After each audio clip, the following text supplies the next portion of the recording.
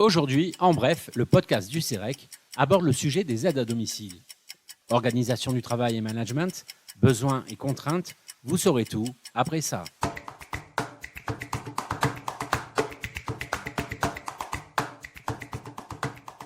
En plein développement, quasi exclusivement féminin, le secteur de l'aide à domicile traîne l'image d'un métier souvent pénible, peu considéré et mal rémunéré.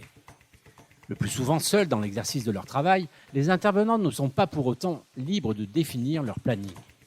La dernière enquête du CEREC auprès de structures associatives du secteur montre comment celles-ci transforment l'organisation du travail pour concilier l'autonomie de leurs salariés et leur intégration dans un collectif de travail.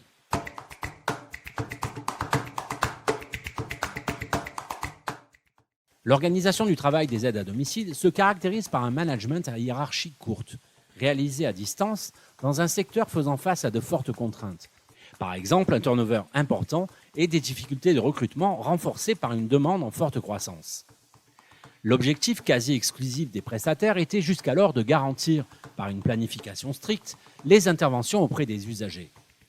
Mais fidéliser les aides à domicile et développer un mode de fonctionnement plus collectif passe par le renforcement de leur autonomie et de leur responsabilisation. En d'autres termes, les modes d'organisation actuels des aides à domicile sont à réinventer.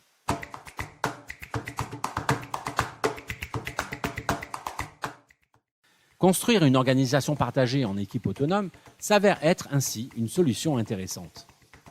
L'un des objectifs est de permettre aux intervenantes de mieux contrôler leur planning et de favoriser les échanges d'expériences. Pour cela, on observe la mise en place dans certaines associations de petites équipes autonomes de 6 à 12 aides à domicile ayant chacune leur représentante. Cette dernière est au cœur de l'organisation d'échanges réguliers tout au long de l'année. Ce nouveau management a par exemple permis de faire passer de 50% à 63% la part des salariés avec plus de 5 ans d'ancienneté dans l'une des associations.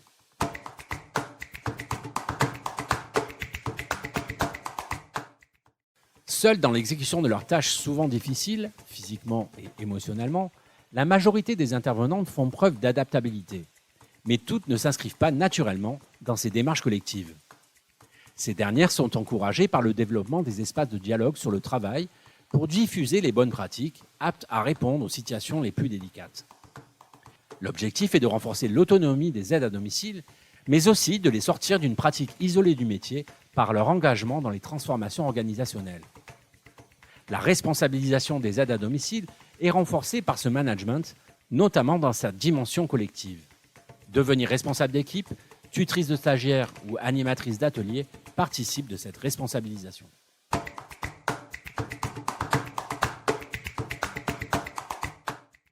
En conclusion, les innovations managériales étudiées contribuent à construire les identités et carrières professionnelles des aides à domicile. Leur motivation, le développement de leurs compétences et leur développement personnel sont encouragés par ces nouvelles formes d'organisation du travail. Pour autant, une réflexion plus poussée sur les conditions de travail paraît nécessaire pour pérenniser et étendre ces transformations organisationnelles.